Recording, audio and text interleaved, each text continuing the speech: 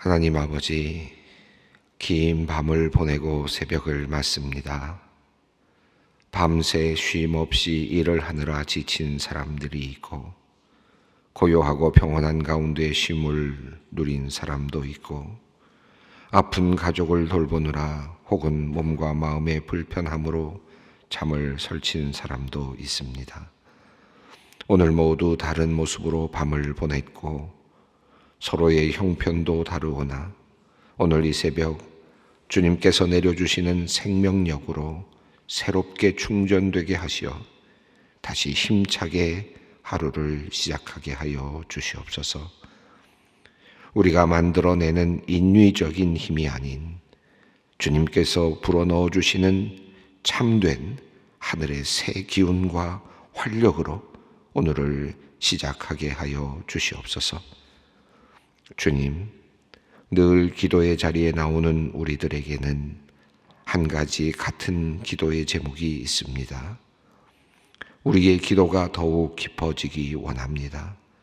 하나님 앞에 머리를 숙이고 기도하는 이 시간이 그저 나의 필요와 욕망을 채우기 위한 소원 수리의 시간이거나 나의 원망과 불평을 쏟아내는 기분 전환의 시간이 되지 않게 하여 주시옵소서. 도리어 주님께 나의 모든 것을 맡기는 신뢰의 시간, 주님의 뜻대로 살겠다고 다짐하는 순종의 시간이 되게 하여 주시옵소서. 한 걸음 더 나아가 주님과 더욱 가까워지고 주님의 마음을 알게 되며 주님의 음성을 듣게 되는 은혜의 시간이 되게 하여 주시기를 원합니다.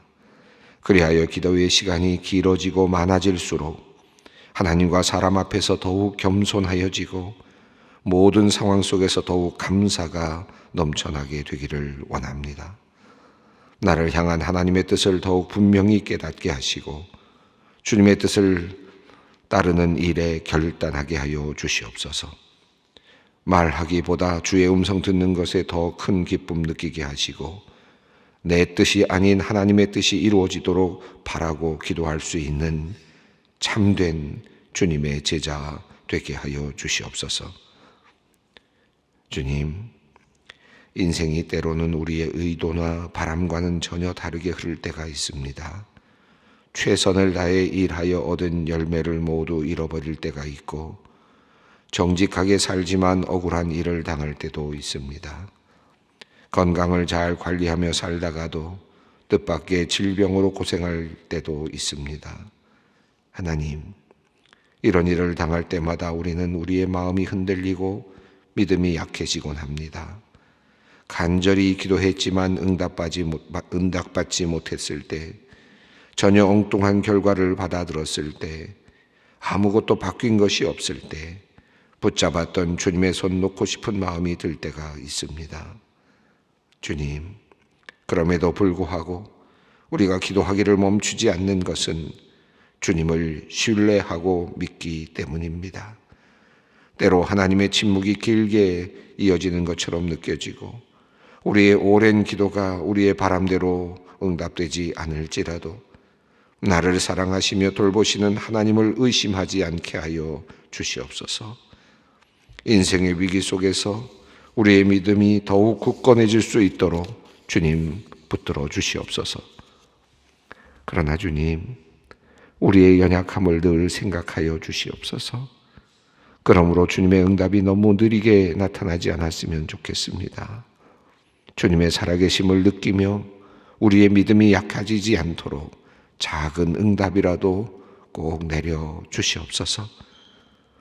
하나님, 오늘 사무엘상 강해를 마치며 하나님의 선택을 받았던 사울 왕을 생각해 봅니다.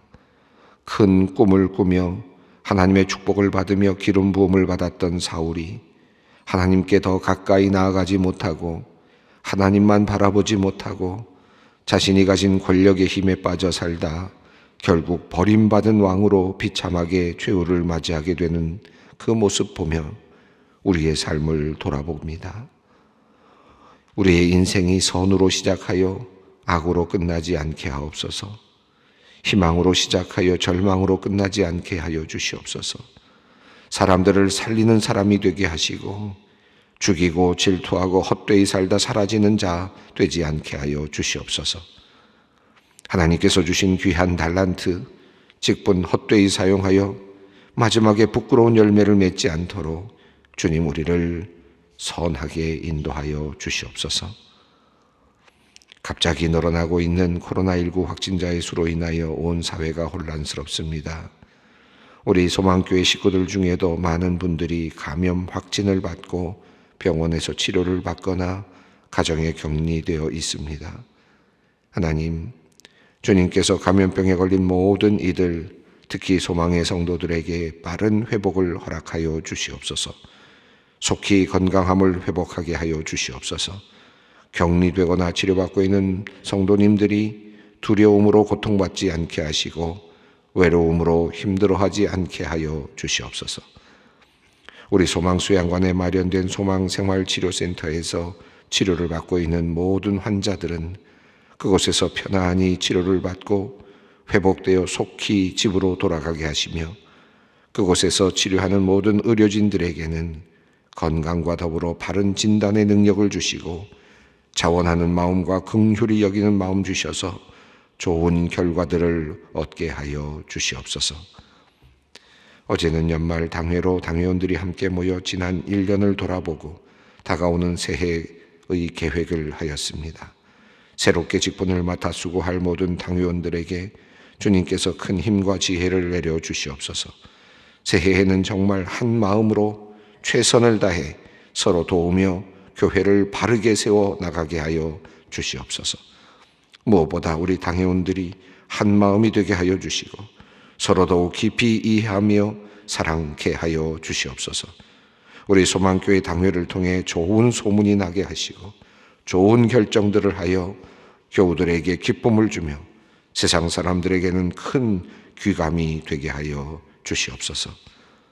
이제 하나님의 말씀 앞으로 나아갑니다. 오늘도 하나님의 말씀은 우리를 고치시고 싸매시고 살리시는 줄 믿습니다. 말씀을 통해 우리의 상한 몸과 영혼이 치유받아 이 하루를 온전히 살아내게 하여 주시옵소서. 주 예수 그리스도의 이름으로 기도드립니다. 아멘. 오늘 말씀입니다. 사무엘상 31장입니다. 1절로 13절. 사무엘상 31장 1절로 13절. 사무엘상 마지막 말씀입니다. 1절부터 13절까지 함께 봉독하겠습니다. 블레셋 사람들이 이스라엘을 치매 이스라엘 사람들이 블레셋 사람들 앞에서 도망하여 길보아 산에서 엎드러져 죽으니라.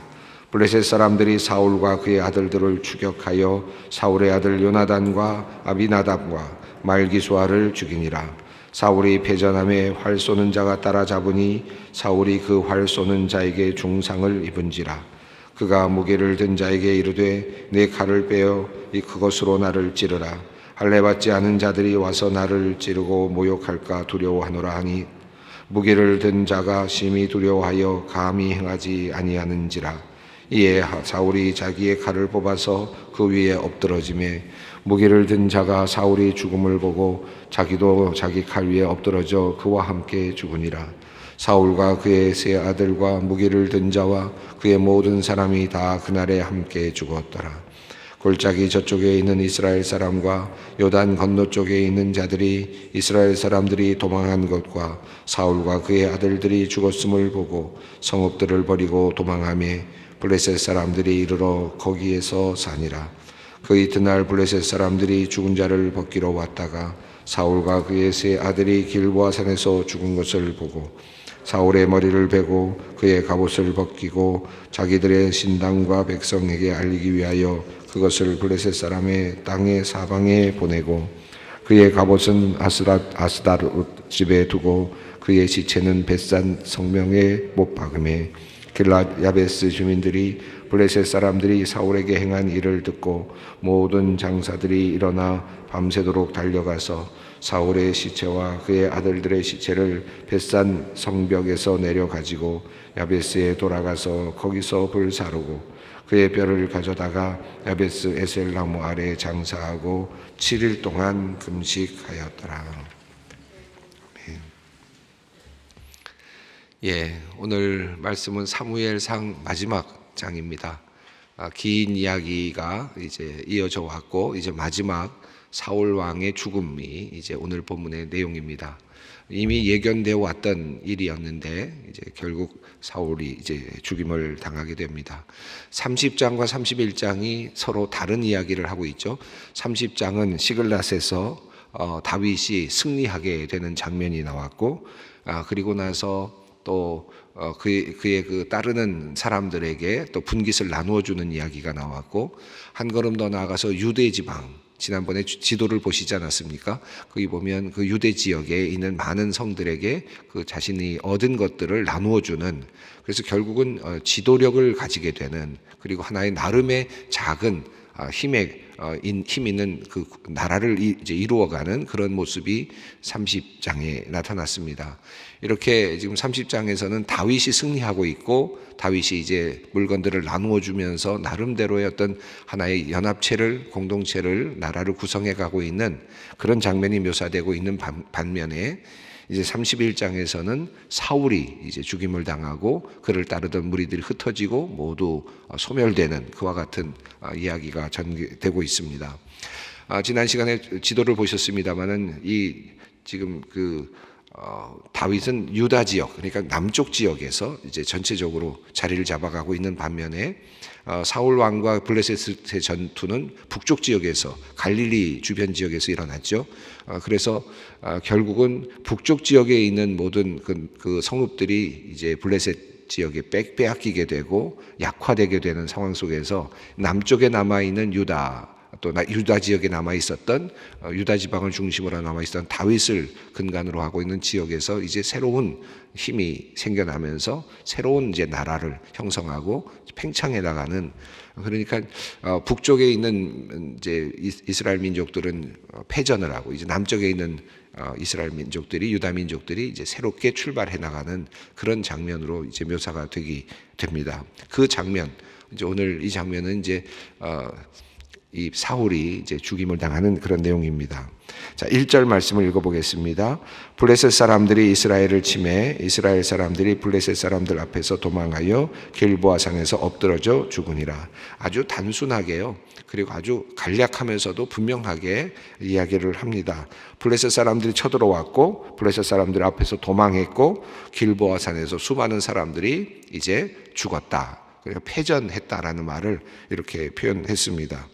이 원문의 전체적인 시제로 보면 지금 다윗이 30장에서 그 시글락 그 지역에서 또 중심으로 해서 팽창해 나가고 있었던, 그래서 주민들에게 물건을 나누어 주고 전리품들을 나누어 주고 있었던 그 시제와 지금 또 길보아산에서 지금 죽은 시제가 같은 시기, 그러니까 같은 동시에 일어나고 있는 것처럼 표현이 되고 있습니다. 그러니까 한쪽은 멸망하고 있고 한쪽은 지금 살아나고 있는 그런 묘사가 되어 있습니다. 30장은 새로운 나라가 만들어져 가는 그런 모습이고, 31장은 그 나라가, 한 나라가 없어지는, 한 왕이 사라지는 그런 동시적인 그런 표현으로 나타나고 있습니다.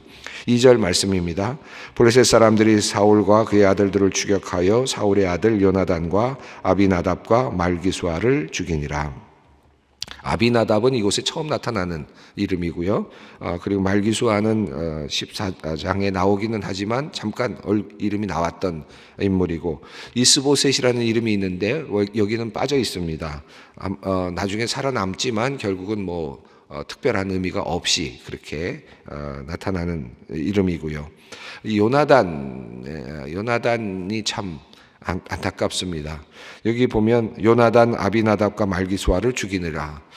요나단은 그래도 주인공급인데 정말, 그리고 어찌 보면 이야기 흐름 속에서 보면 너무나도 안타까운 사람이고, 신앙과 그리고 인격과 신의를 지키고 있는 아주 멋진 사람이었는데, 그냥 2절에서 그렇게 아비나답 처음 나오는 이름과 말기수아라는 이름과 같이 그냥 한꺼번에 사라지는 것이 너무나도 안타깝게 느껴질 정도로, 어떻게 요나단이 이렇게 그냥 죽었다는 말만 있지 그 뒤에 아무 내용이 없는 거예요.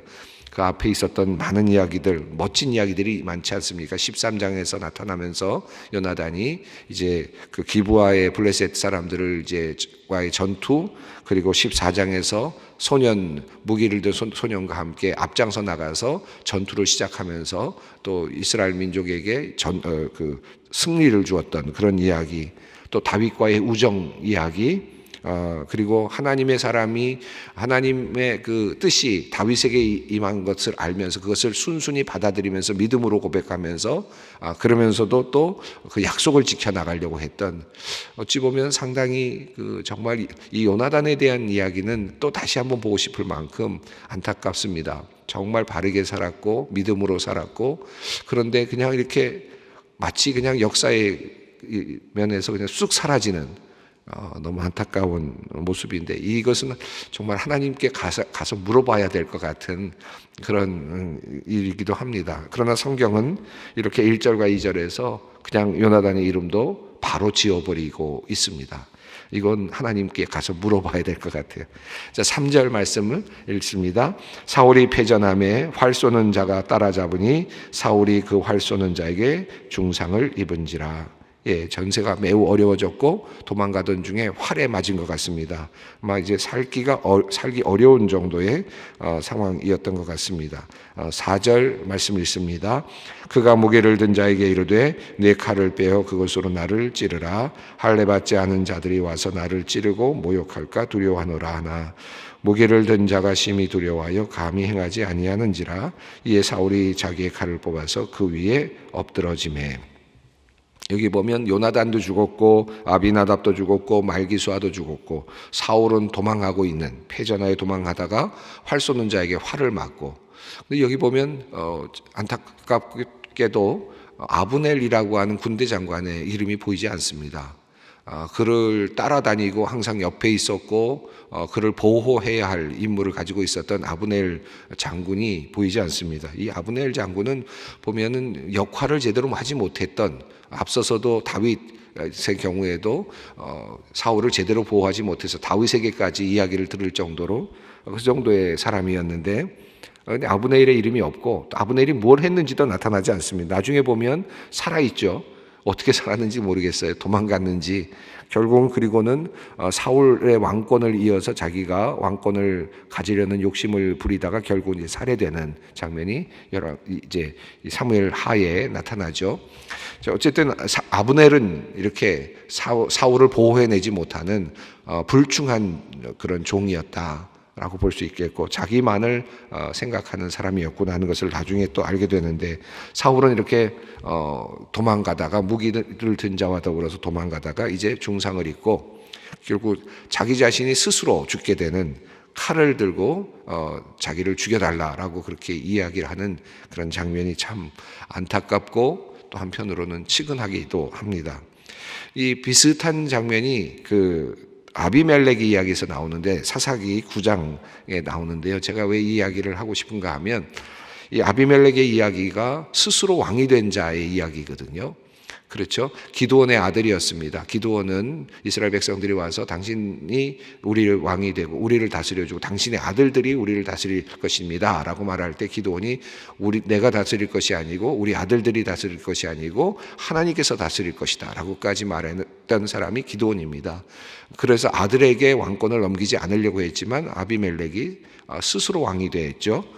그러다가 결국은 어떻게 합니까? 데베스 망대 공격을 하던 중에 여인이 던진 그 맷돌에 머리를 맞고 그만 중상을 입고는 결국은 여인에게 죽었다라는 이야기, 수치스러운 이런 그 이름을 얻지 않기 위해서 자기를 죽여달라라고 이야기했던 사람이 바로 아비멜렉입니다. 사사기에 나왔던 이야기인데, 그래서 여기서도 지금 그 뭐랄까요, 부끄럽게 죽는 모습을 되지 않기 위해서 할례 받지 않은 자에게 죽임을 당하는 그런 수모를 겪지 않기 위해서 칼을 든 자에게 자기를 죽여달라고 얘기하는 그런 장면인데, 아비멜렉하고 이 사울의 이야기의 흐름 속에서 보면 결국은 하나님께서 버리신 자, 스스로 왕이 된 자라고 그렇게 이야기할 수 있게, 그의 마지막이라고도 할 수 있을 것 같습니다. 자, 이제 결국은 스스로 자결하게 되는 모습으로 사울의 인생은 끝이 납니다. 5절 말씀을 읽습니다. 무기를 든 자가 사울의 죽음을 보고 자기도 자기 칼 위에 엎드러져 그와 함께 죽으니라. 자, 6절 말씀입니다. 사울과 그의 세 아들과 무기를 든 자와 그의 모든 사람이 다 그날에 함께 죽었더라. 예, 함께 모두 죽었습니다. 마치 사무엘상 앞부분에 나오는 전투가 있었죠. 그때도 블레셋과의 전투였고요. 그때는 엘리의 아들들과 엘리가 동시는 아니지만 같은 날 죽게 되었습니다. 홈리와 비느하스가 죽고 그리고 그 소식을 들은 엘리가 또 죽는, 같은 날 죽었던 장면이 사무엘상 앞부분에 나왔는데 이 사무엘상 마지막 부분에서 또 사울과 그의 아들들이 같은 날 죽게 되는, 그래서 마치 그 엘리의 가문과 사울의 가문이 같은 하나의 모습으로 이렇게 나타납니다. 하나님 앞에 불충했던 제사장 엘리, 그리고 하나님 앞에 불충했던 사울, 이 둘의 운명이 같은 하나의 무게로 앞과 뒤에 이렇게 펼쳐지고 있습니다. 결국은 자기 아들들에게 그 리더십을 넘겨주지 못했고요. 그리고 또 아들들과 함께 죽는, 미래가 없는 결국 그런 모습으로 끝나는 장면이 사울의 이야기입니다. 자, 7절 말씀 읽습니다. 골짜기 저쪽에 있는 이스라엘 사람과 요단 저쪽에 건너 쪽에 있는 자들이 이스라엘 사람들이 도망한 것과 사울과 그의 아들들이 죽었음을 보고 성읍들을 버리고 도망하며 블레셋 사람들이 이르러 거기에서 사니라. 앞서 제가 말씀드렸습니다만 지도상의 위쪽에 갈릴리 지역 그쪽에서 요단강 건너는 지역까지 전체적으로 블레셋 사람들이 이제 점령을 하게 되었다. 그래서 북쪽 지역은 이제 이스라엘 민족들이 패하게 되었고, 요단강 아마도 동편 쪽으로 대부분 물러가거나 또는 유다 쪽으로 내려오거나 아마 이랬을 가능성이 높겠습니다. 어쨌든 그쪽은 다 이제 블레셋 사람들의 땅이 되어버리는 패전의 그런 모습이 나타납니다. 사울이라는 모습, 아까 그 자기 칼을 뽑아서 나를 죽여달라고 했는데 죽이지 않는 모습에서 이 사울이라는 이름이 갖고 있는 참 묘한 아이러니를 보게 되는데, 사울이 이 사울이란 말이 구하다라는 뜻도 있고 더 나아가서 또 그 부탁한다라는 뜻도 있거든요. 구한다, 부탁한다, 이런 표현인데, 하나님께 구했는데 하나님께서 응답하지 않으셨죠. 하나님께서 하나님을 향해서 여러 번 구했지만 하나님은 응답을 제대로 못 받았죠. 사울이라는 이름이 참 무색할 정도로 하나님과의 관계가 틀어졌죠. 그런데 또 인간과의 관계도 계속 앞부분에서도 그렇고 뒷부분에서도 그렇고 자기의 구하는 대로 되지 않는 인생이 사울이었습니다. 처음에 암나귀를 잃어버렸을 때 암나귀를 찾으러 갔다가 종에게 이제 돌아가자, 아버지가 우리 때문에 걱정하실 것 같다라고 돌아가자 그랬을 때 그 부탁, 그 명령이 받아들여지지 않았습니다. 그리고는 이제 사무엘에게 가자고 도리어 종이 끌고 가는 바람에 자신의 어떤 명령이 무색해지는 장면이 나왔는데, 사울은 마지막에도 그애가 나를 죽여달라 그랬는데도 그 부탁이 또 들어지지 않았습니다. 결국은 자기 스스로 죽어야 되는 그런 아이러니한 그의 인생이에요. 그러니까 이름이 사울인데 사울이라는 이름대로 되지 않은 그런 모습을 보게 됩니다. 자, 이제 이스라엘 민족은 도망을 하게 되었고, 그리고 사울과 그의 아들들은 죽었습니다. 자, 모든 전쟁이 끝난 후의 이야기입니다. 8절입니다. 그 이튿날 블레셋 사람들이 죽은 자를 벗기러 왔다가 사울과 그의 세 아들이 길보아 산에서 죽은 것을 보고 9절까지 읽겠습니다. 사울의 머리를 베고 그의 갑옷을 벗기고 자기들의 신당과 백성에게 알리기 위하여 그것을 블레셋 사람들의 땅 사방에 보내고, 여기 보면 죽은 자를 벗기러 왔다가 라는 표현이 나오는데, 당시에는 옷이 귀했기 때문에 그 사람들이 죽게 되면 옷을 가져가는, 그래서 그것을 사용하는 경우들이 많았다고 하죠. 그래서 지금 옷을 벗기러 왔다, 이제 그런 뜻입니다. 그리고 이제 신들을 처리한다는 의미도 있었을 겁니다.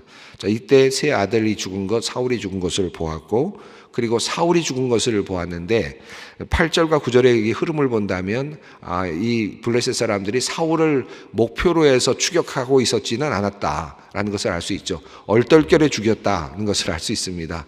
그죠? 그만큼 전세가 급박했구나 하는 것도 알게 되는데, 이제 사울이 죽은 것을 보고 갑옷을 벗기고 이제 결국 목을 베고 신당과 그 여러 곳에 보냈다. 그 당시에 일반적인 승리자들이 하는 그런 모습입니다. 갑옷을 벗겼다는 말, 이 사울에게 있어서는 옷을 벗는다는 게 계속 이제 나타나는데, 그 다윗이 골리앗을 이제 치러 갈 때 자기 갑옷을 벗어주는데 맞지 않아서 못 입죠. 요나단이 벗어주는데 그게 맞아서 입기는 했습니다만은, 그리고 19장에 보면 그 라마 나요스에서 다윗을 잡으러 갔다가 예언하게 되면서 영에 이끌리면서 벌거벗고 하루 종일 있게 되는 수치를 당하기도 했습니다. 또 엔돌의 여인을 찾아갈 때는 자신의 왕복을 벗고 그리고 또 변장을 하고 가기도 했죠. 옷을 벗을 때마다 이미 왕권이 없어지는 암시가 계속되는데, 결국 이제 그의 갑옷은 다른 이들에 의해서 벗겨지게 되고 그의 왕권은 이제 사라집니다. 그의 죽음과 더불어 그의 옷이 벗겨지고 왕으로서의 모든 의미는 사라지게 되는 것이죠. 10절 말씀입니다. 그의 갑옷은 아스다롯의 집에 두고 그의 시체는 벳삿 성벽에 못 박음에. 신전인 것 같습니다. 아스다롯 신전입니다. 다곤 신전이 아닌 것은 우리가 좀 의아하지만 어쨌든 성경은 아스다롯 신전에 집에 두었다. 그의 시체는 벳삿 성벽에 못 박았다. 아주 벽에다가 박아버린 것 같습니다. 자, 11절부터 13절은 마지막 사울이 그래서 어떻게 됐는지를 설명해 주는데 참 처참하게 죽었습니다. 목도 잘려나가고 그리고 몸만 성벽에 못 박혀 있는 상태. 얼마나 처철합니까? 얼마나 안타깝습니까? 자, 그것을 이제 마지막으로 그의 시신을 처리하는 사람들의 이야기가 11절부터 나옵니다. 읽습니다. 길르앗 야베스 주민들이 블레셋 사람들이 사울에게 행한 일을 듣고 12절입니다. 모든 장사들이 일어나 밤새도록 달려가서 사울의 시체와 그의 아들들의 시체를 벳산 성벽에서 내려가지고 야베스에 돌아가서 거기서 불사르고 13절입니다. 그의 뼈를 가져다가 야베스 에셀나무의 아래에 장사하고 7일 동안 금식하였더라. 길르앗 야베스는 요단강 동편에 있는 지역이죠. 여러분이 11장, 사무엘상 11장에 그 이야기가 나오는데 사무엘의 전성기였습니다. 그래서 사울의 전성기죠. 그래서 길르앗 주민들이 이제 아주 큰 어려움을 당하게 되었을 때 암몬 사람 아하스가 그들에게 침략을 해서 둘러싸고 이제 꼼짝없이 죽을 수밖에 없는 상황이었는데 7일 만에 여유를 달라라고 그렇게 이야기를 했고, 너희가 7일 동안 기다린 후에 너희들 하나씩 오른쪽 눈 하나씩을 한쪽 눈을 빼면 너희들을 다 살려주겠다. 그러니까 전쟁을 못하게 하겠다는 그런 것이었죠. 그런 아주 수치스러운 요구를 하고 그들을 점령하고 있었을 때 사울이 그들에게 가서 그들을 구조해주고 살려주고 또 암몬 족속들을 물리쳐 주었죠.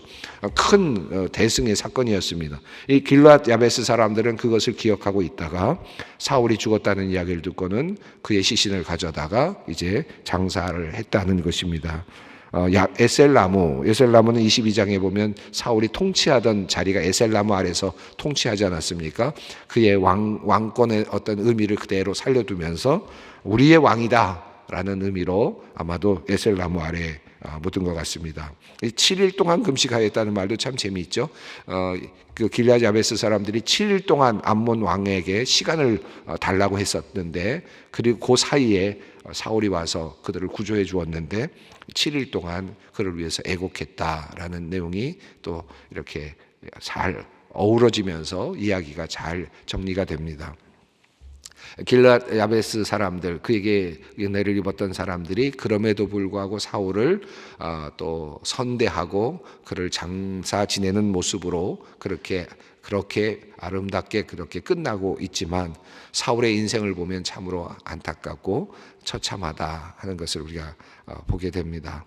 한 사람의 인생을 보았고요, 또 사람들의 이야기를 통해서 우리가 또 신앙인의 모습, 하나님을 떠난 인간의 모습, 또 왕이 된 인간의 모습, 변해가는 인간의 모습을 우리가 계속해서 살펴보았습니다.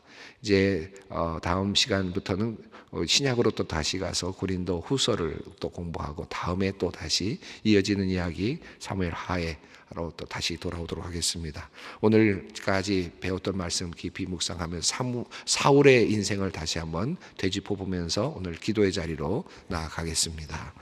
하늘에 계신 우리 아버지, 아버지의 이름을 거룩하게 하시며 아버지의 나라가 오게 하시며 아버지의 뜻이 하늘에서와 같이 땅에서도 이루어지게 하소서.